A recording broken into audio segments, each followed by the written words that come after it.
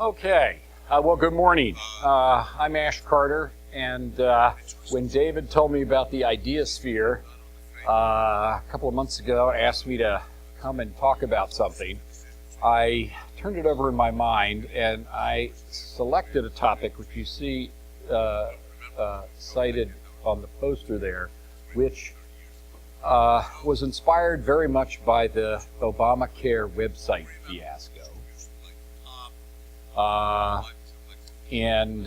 Going back in time, you can point to Katrina and other things that were signal examples, I fear, in the mind of the citizen and the taxpayer of the inability of the government to execute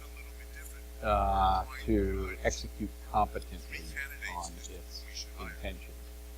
This worries me a great deal because there's some truth into it, unfortunately too much truth in it. And I worry about a downward spiral in which confidence is lost in government and in the competence of government, therefore in the willingness of people to invest in the public good. Talked to a lot of business people who recognize that we need investment in infrastructure, in R&D, in education, and they understand that all intellectually, but when it comes time to put money behind it, the concern is that the government won't carry it out properly. And the Obamacare website is just a sort of poster child to that, a very legitimate debate over the future of health care that went off in a completely unexpected direction.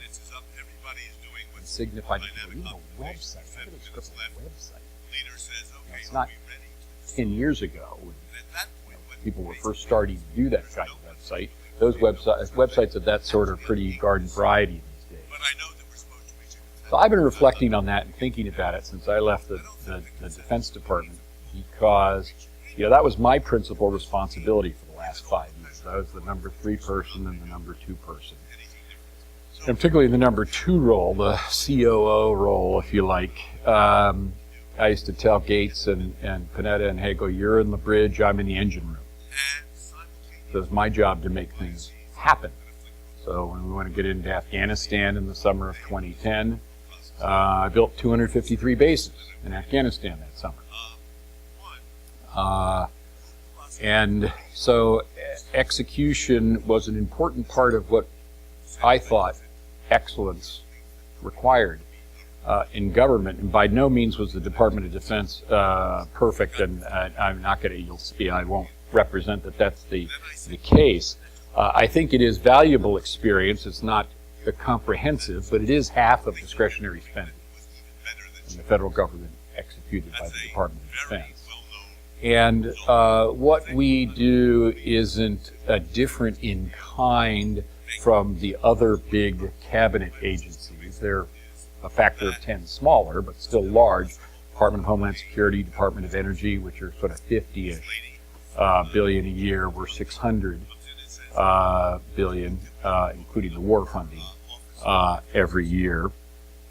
And so I wanted to share with you some thoughts about managerial competence in the government, and particularly in the Department of Defense, which my experience is from. But as I said, I think it really translates more broadly. And here's a way to think about, you think about the Department of Defense as the warfighting arm. That's the whole reason for its existence. But that is actually a small sliver of the activity at any given time. We've had an unusual decade in the last 10 years of 2 wars. So when I came into office, we were fighting 2 wars. When I was in the Department of Defense in the 1990s, we never did anything.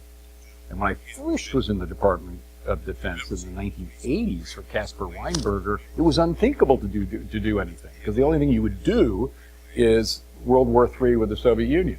So all we did was prepare. We actually never did anything.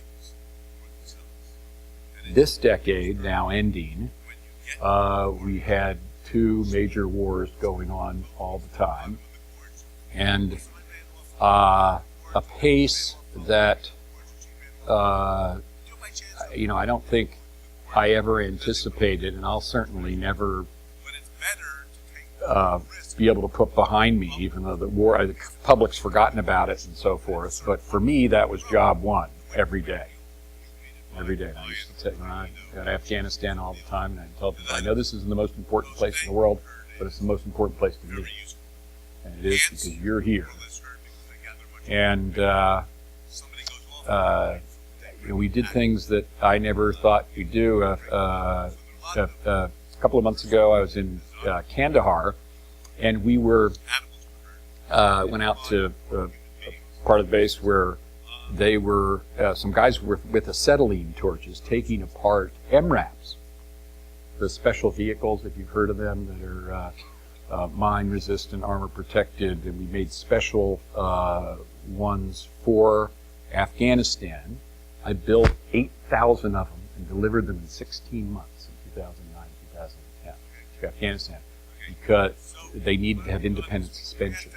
The ones we used in Iraq is flat, big, heavy things with leaf suspension. It wouldn't work in Afghanistan. And here are these guys taking them apart. And so I picked up a ball bearing from the gun turret, and I took it home, and I sent it to Bob Gates, my boss, who's retired, and said, Bob, I've been at this longer than World War II. And so it's kind of natural that I'm seeing us take apart things that we scrambled to put together a few years ago. But still in all, we're returning to a time, and even while the wars were going on, where the number of people and the amount of activity that was actually doing the operations was a small sliver. So what's the rest of the place doing all the time? And another way to ask that question is, where does $600 billion go? So here's how it breaks down. $200 billion of that is spent on people, salaries, uniformed and civilian. Several million people, active, guard, reserve, and civilians. So $200 billion a year payroll. The other $400 billion is contracted out for goods and services, ranging from lettuce in dining facilities to lawn mowing at bases to fighter aircraft to professional services of various kinds. $400 billion is contracted out.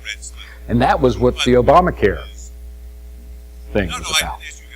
They contracted for a product, in this case a website, and hosed it up in a pretty serious way. So you can ask yourself, how well that's spent? Let's take each of those pieces in turn. Well, I'll do the contracting part first, because that's the lion's share. And remember, we don't build any. I just have to kind of remind people, we don't build anything in the Pentagon. That's not the American way. The American way is to contract for things. The Soviet way was to make it in-house.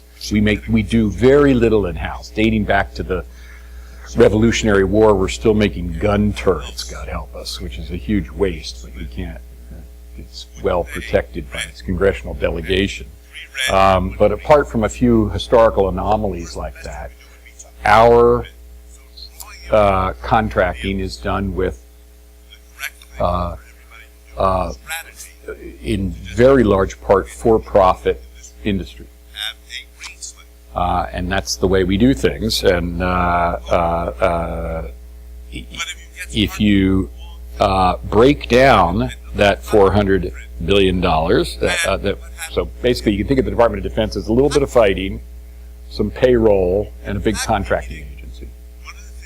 So what I did in my first job there, the number 3 job, was basically contracting all the time.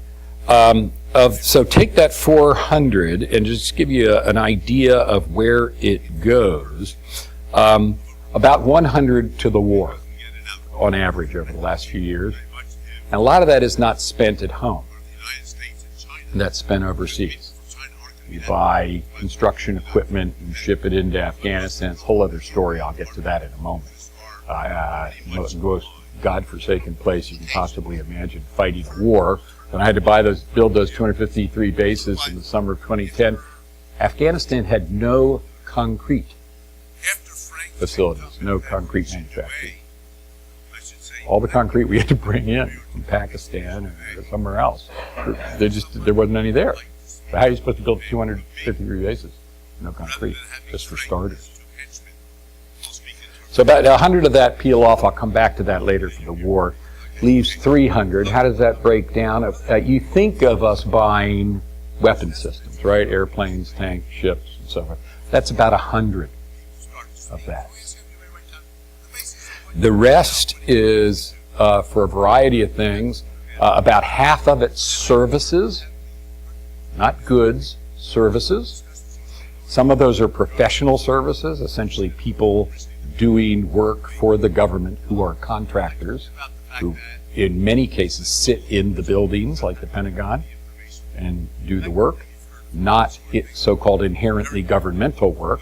That has to be done by those people who earn the payroll, that $200 billion worth of payroll. Not allowed to pull a trigger, authorize the spending of taxpayer money, carry out a law enforcement function or anything unless you're a public official. But everything else, contractors do. About $100 billion of that is to maintain things we already have. Maintenance. Buildings, vehicles, airplanes, $100 billion maintenance. You may not know this either, but the Department of Defense is the largest real property manager in the world. So we spend $60 billion a year on our facilities. These big chunks of money, all in the main, contracted out. And now the question is, how good are we at doing that? And are we getting better? Are we getting worse? How are we doing? Let me take a few examples, try to illustrate what some of the ins and outs are. Some of these will be good examples, some of them will be bad examples. I'll start with a good example, just to be positive. The people who did the Obamacare website clearly had no domain mastery of what they were contracting for. They may have understood healthcare in some way, but they obviously didn't understand websites, because the way they went about it is not the way I would have gone about it, and I would have expected that I'd get murdered if I'd done that, and I'd certainly murder anybody who worked for me who did that. I had hundreds of projects like that going on every day. I'll give you an example of a case, an unfortunately increasingly rare case in which we had the domain knowledge necessary to do something that we couldn't have done in many other areas of the Department of Defense. The example I'll give you is the new nuclear missile submarine that replaces the Ohio-class submarine, the core of our nuclear deterrent. We had 18 Trident boats. They were built in the 1980s. We took 4 of them and turned them into cruise missile carriers, which you see in Libya or something, popping off. Those are from submarines that were converted missile submarines. And the 14 nuclear ones we're going to replace with 12 replacement submarines, just because we get a little better utility out of them. We only need 12 for the same thing, which is 3 in the Pacific, 2 in the Atlantic at all times. And so I started this program, and when the contractors and the Navy first came to me with the design, it was ridiculously expensive. This a habit that people had gotten into in the decade of plenty after 9/11, when money was flowing freely. And I looked at this thing and I said, you know, you guys are, this isn't going to happen. So we're going to, with this plan, we will get downstream and we won't be able to afford this. What are we going to do then? It would have eaten half of the Navy's shipbuilding budget in the decade between 2020 and 2030. Who thinks that's going to happen? As I say, you got to start over again, and give me a submarine I can afford. Now, and they did that. But the reason they did that is that the Navy still had people in the Navy who understood that domain in a deep way. They understood subsurface structures. They understood the nuclear propulsion plant that went in it. They understood acoustics. And so what we did was sit down with them, go through the design, and I just started to take things off. So get all this crap off of this thing because we're not going to be able to afford it.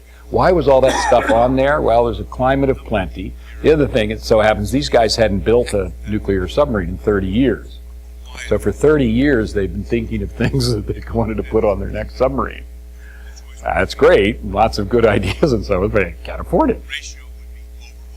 So it was possible because they knew what they were doing, because the government had the domain expertise. It was possible to redo all the design trades and skinny that thing down. For example, there were 24 torpedoes on the thing. This is something that's supposed to never be detected, right? So what's doing 24 torpedoes? And, you know, everybody likes a couple torpedoes just for comfort's sake, but 24? What do you do with 24 torpedoes? But you put a big torpedo compartment in, you got the missile compartment, then you got a big hull, then you have to have a big power plant to push the big hull, and the whole thing balloons into this humongous submarine. So it was possible for us competently to do that because the domain expertise was there. Let me go to another extreme. On the other side, the Joint Strike Fighter. Joint Strike Fighter is our largest program in our history. Largest single defense program in history. The promise was to build a $50 million per tactical aircraft that would be the best in the world and would essentially completely capture the market. So our view, and I think this is still possible, is that in 10 years there ain't going to be anybody else making tactical aircraft except the Russians for the North Koreans or something. But because it's going to be so good and so cheap and everybody's going to buy it, we'll be the only makers. So that was the vision, but when I inherited the program, it was $100 million per. It was way over cost and way under budget. And and of course this is an embarrassment because even friends of defense say, hey Ash, I can't go back to, John McCain, Arizona. I can't go back to my state and justify this kind of thing. People read about this news story, what the hell's going on? This thing is twice what it's supposed to cost. It's way behind schedule. And I remember calling the program manager in when I first started to climb on top of this, and I said, I want to see the bill, everything that goes into the cost of this airplane. The program office didn't know, could not tell me where the money was going. So, for example, down at Fort Worth, where the prime contractor final assembly facility is, in Fort Worth, there were, when I looked into it, for every touch laborer, 3 indirect laborers. It's now in a modern, efficient assembly facility, a lot of people are watching, calculating, doing operations researchy type things, making sure the supply chain is coming, that if something is designed the wrong way, they go back and fix it later. So to be efficient, it's reasonable that there be a lot of indirect workers. 3 to 1? It had just happened over time. And the program office did not have that domain knowledge, and did not know where the money was going. It was a cost plus contract for the development, which is reasonable up to a point, which simply means a contract vehicle wherein the contractor spends whatever it takes and sends you the bill, and then asks for a fee on top of that. Reasonable, within limits.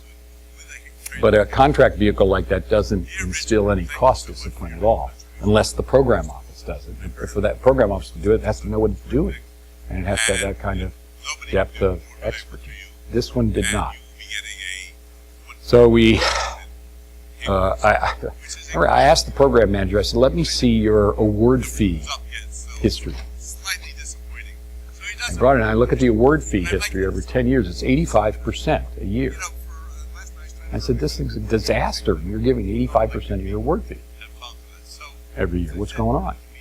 And he looked me in the eye, and I forget this, and he said, well, I like the program manager on the Lockheed Martin side that I work with, and he tells me if he gets less than 85% award fee, he's going to get fired. So this guy was fired.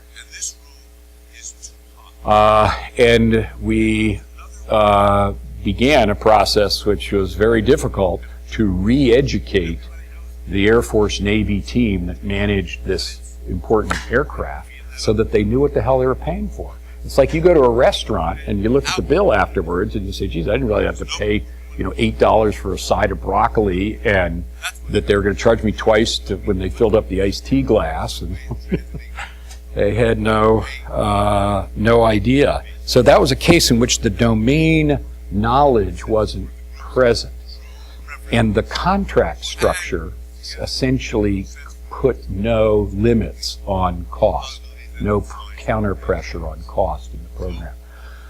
So I began to transition the contract structure to a fixed price structure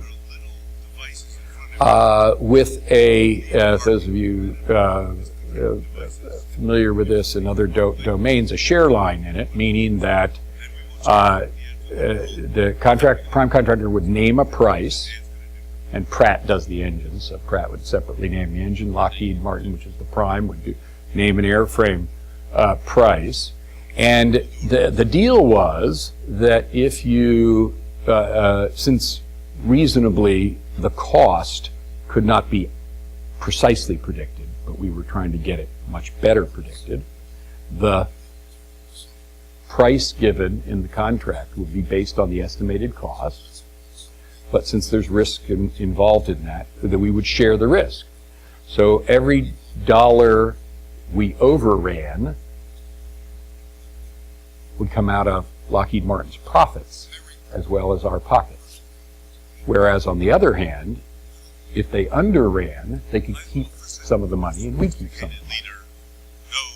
So there's incentive on both sides to stay below the target and as far below the target as possible and instill discipline. Now, this is a case in which you don't have a competition, right? We can't afford to build two Joint Strike Fighters and run them against each other. We can only afford one. So we have a sole source situation. There's a single vendor. That's an undesirable situation, but it is frequently our situation in defense. You don't have several production lines. You can't afford it to run against. The Congress tried to make Gates and me make two engines for the Joint Strike Fighter, and I fought it like crazy because I could not afford two development programs, one at Pratt, one in GE, two tooling up two lines, running two lines for the theoretical prospect that competition would pay all that back. Math didn't work. So in a sole source situation like that, the share line is the way you make somebody compete with himself. Now in other cases, we can do competition, and you saw that in another big thing that almost became a fiasco, or was a fiasco, which was the aerial refueling tanker. Remember Airbus and Boeing? And they had scandals, fiasco, and I came in. Gates had put the whole thing on hold till I came in. And I started scratching my head, what am I going to do about this? There are ads running on, radio in Washington arguing for Airbus. I mean, ridiculous. There's people advertising for this is the largest procurement in the history of the department, the largest single solicitation in the history of the Department of Defense. And I thought this was another case in which we had to not only buy an airplane, but we had to win back the confidence of the taxpayer and the warfighter in the integrity of the acquisition system. Could this be done? Or would people just think this is too big, it'll be rigged, politics will overwhelm it, and so forth. And so our approach to that was to create a competition in which it would be very clear who won and who lost, because the competition would be largely, not exclusively, on price. Now, in general, when you do a competition, you look at overall value and not just price, quality and not just dollars. But in this case, this was a military derivative of a commercial airplane in widespread use. There's no reason why there should be a lot of variability in cost. These guys should know what their cost structure is, therefore what price they can name. Therefore, I thought they should give me a fixed price, and that would be the determining factor. And then, as I told them, the winner will know why they won, and the loser will know why they lost. And we put that acquisition structure out, made it public, testified about it to Congress, made it as open as possible. So everybody knew what the rules were. And then I picked the best acquisition people in the department. And I kept their identities secret, and I put them away somewhere with a single senior officer as the actual source selection authority. Still have never told who they were, because we didn't want people out, parking on their front lawn, and so forth. This is a big, lot of money here. And put them away and just protected them. And told no one. I told Bob Gates who won the day before it was announced. And he told the president the day it was announced. Nobody knew but me, on the source selection authority. And the loser, which was in this case EADS, the Airbus contender, and in these cases they can always go protest the award. And I thought they might protest the award. And my attitude was make my day, because I got this thing nailed. And they thought about it for 3 days, and to their great credit, didn't protest. I went forward with an award. Finally, after 6 years, several people going to jail, and lots of comical twists and turns I won't take time to go into. But the point is that was a close run thing in which we had almost so soured the confidence of people that their money was spent fairly. It's very important that the way this $600 billion is spent is perceived as fair. If it looks like it's rigged, if it looks like it's political. So a lot of what I do is defend the integrity of the system and make sure that it was spent properly. I won't leave contracting, then I'll get on to people and the wars. But one more thing on contracting, which is cyber or information technology or something, big happening area. What does the Defense Department look like as a cyber thing? Well, first of all, our biggest job is defending our own networks. People are always talking about us helping the energy grid or attacking the Iranians and so forth, and we do that too. But the main thing is defending our own networks, because we are abjectly dependent upon them. And all the rest of the stuff we buy doesn't matter anymore in today's world unless it's connected on a network. And our soldiers, our young soldiers, don't know any different. They don't have any other way to fight. You in a company command post in Afghanistan, company command post, they have as much stuff as a division had 15 years ago. Company command post. Captain sitting there, unbelievable. but completely dependent upon it, which is why, by far and away, I believed our highest priority was the defense of our own networks. And I'll just tell you, we're lousy at it. And it bothers me quite a bit, and that is job one. And if you want proof of how lousy we are at it, look at Edward Snowden. Edward Snowden was a massive, inexcusable failure by, ironically, one of our field agencies, the National Security Agency, which ought to know better, because that's all they do. And they blew it. It's not just outsiders coming in, it's insiders too. Everybody knows that. And yet, Snowden was allowed to do what he did, which has been incredibly damaging to our security and also to our businesses, American businesses who are being discriminated against on this basis by cynical competitors in Europe and elsewhere. So you can't buy American because we're all screwed around with it. And so forth. Very damaging. An single aberrant individual arrogating to himself the authority to abuse his trust. Completely. And you can't stop that from happening because there's always a nut out there somewhere. But you can't, it's like nuclear weapons. You know, nuclear weapons, nobody's allowed to touch a nuclear weapon. Nobody's allowed to make it. I could not walk into a nuclear facility alone as the Deputy Secretary of Defense. Nobody is allowed alone with nuclear weapons for just this reason. For 50 years or so, now 60 years since we started to do that, we have procedures that just recognize these are too destructive to allow any single individual to have them.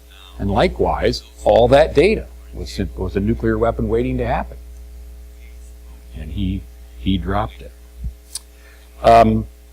Otherwise, so DoD looks like a big enterprise. All enterprises are trying to modernize and get secure, right? You go to the cloud and be more secure. DoD no different. We've got kind of, if you look at, we've got hundreds of networks. Hundreds of networks. Legacy networks all built up over the last 20 years. Helter-skelter. So it's a mess. About 50 big ones. And not better than the business in general, and worse, I would say, than the financial sector, for example, which is relatively better at cyber protection than others. Let me go to people briefly. So we have military personnel, first and foremost, and we're doing very well in terms of remember that $200 billion that goes to military. We're doing very well in terms of quality in the labor markets. This is an all-volunteer force, and military compensation has increased over the last decade in real terms by 40%. In a decade when American wages in general have stagnated. So our military have done extremely well over the last decade. Less so the civilians, who have had pay freezes, so real decreases in their compensation over the last decade, and that's beginning to show up in the labor markets now. And people are aging out and they're not being replaced by quality people. We have 800,000 of them, those civilian employees. They do real work. Every once in a while somebody takes a run at the civil. Why do you have civilians around anyway? Why don't you just have, well, you know, you can have it done by a military person, have that work done, but that's there, down that path lies the Beetle Bailey Army. You can have it done by contractors. That work. Just to give you a cost, a military person costs twice as much as a civilian to do the same job. And a contractor costs 3 times as much. So these people are very economical and dedicated workers. Half of them are veterans themselves. and yet we treat them like crap. On the military side, every once in a while, somebody wants to know why we don't have a draft. And you pose a draft. And I think universal service is a great idea, but we don't need a draft. And you have to go through the numbers if you're thinking about a draft. Every year there comes of age a population that is much larger than we need for the military, number one. Secondly, unfortunately, about half of them are physically unfit. And another half of that half are mentally unfit. But now you're down to a quarter that you actually might want. That's still too many. So we'd have to run a lottery and take maybe 1 out of 10 of that half of a half and bring them into the military. Now think about that a minute. So here's a high school graduating class, and 10th of them are picked at random, whether they want to or not, to go into the military. How's that going to go over? How's that going to go over to the mom who just paid for the SAT, tutorial, or somebody who wants to work with dad on the fishing boat or something, and instead they're compelled. I don't think that'll go over. I don't think that'll last a year. People will, because those 10% of chosen would go. Half of them would go berserk. Half of them might be willing to do it. The other half would go berserk. When I was subjected to the draft, it was more like half and half, right? Half of us got drafted, half of us didn't. That seemed fair. And there was a war on in Vietnam, which wasn't popular, but at least explained the numbers. So I don't think we can get away. I just think the talk of the draft is silly. It's an all volunteer force for now. But from a management point of view, I have civilians, I have military, and I have contractors. And so when I think about how am I going to staff the cyber force of the future, for example, that's my portfolio. So I want it to be an all-military force, or largely military force, a civilian force, or a contractor force. And what mix is going to get me the best people? So, key thing here is you just saw the results. Let me close with the wars, which is that third management slice, and tell you something that might surprise you. And if you read Bob Gates's book, you'll relate to this. It comes through very clear, and Bob and I talked about it all the time, as he says in his book. And it is this: even the Department of Defense, when it came to the wars in Iraq and Afghanistan, it was a constant struggle for me and for Gates to make the Washington responsive to the field. Bob Gates, when he hired me in January of 2009, said, "Ash, the troops are at war and the Pentagon is not. Especially your part." And it's got to change. And what did he mean by that? Because, of course, no one would willingly short the... But examples are when I go to build MRAPs, right? Well, there's some people in the Army and the Marine Corps who say, I'm not sure we want to do that because 10 years from now, I'm not sure we'll want that in the force of the future. I go, how about we win this war and then we'll talk about what we're going to do in 10 years. We're saving lives here. And then as soon as you said that, I'd say, listen to what you're saying. And they go, oh, no, of course. But the reflex was the old reflex of, we're in the Cold War, we're equipping for the future, let's look 10 years down the road, let's look 20 years down the road. It's a huge reflex. The budget cycle, you want something new, like an MRAP? Well, read the Constitution. It says that the President shall prepare a budget, submit it to the Congress for approval. Then you've got money. Well, hell, I can't run a war that way. When Stan McChrystal told me he had 15% of the ISR he needed, the eyes I realized I couldn't build 7 times as many Predators and Reapers and deliver to him.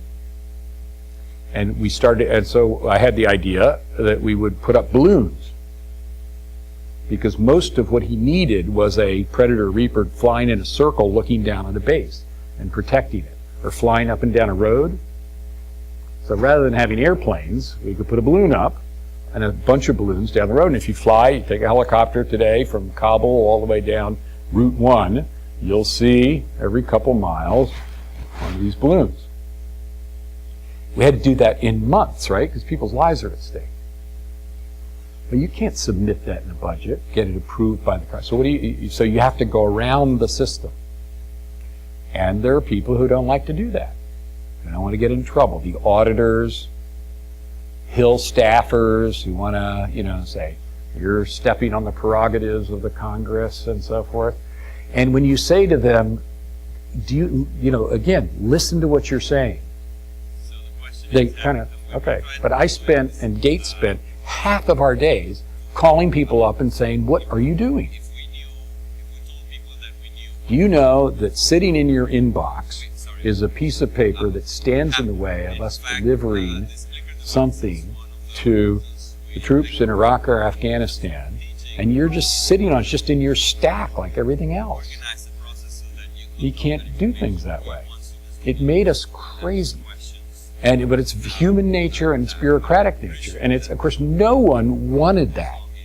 And no one willingly or willfully would behave in such a way. I'll give you one final example. The one that really made me crackers was the Brits, in a situation like 2.5 years ago, began to give their troops ballistic underwear that they had developed and produced in the UK.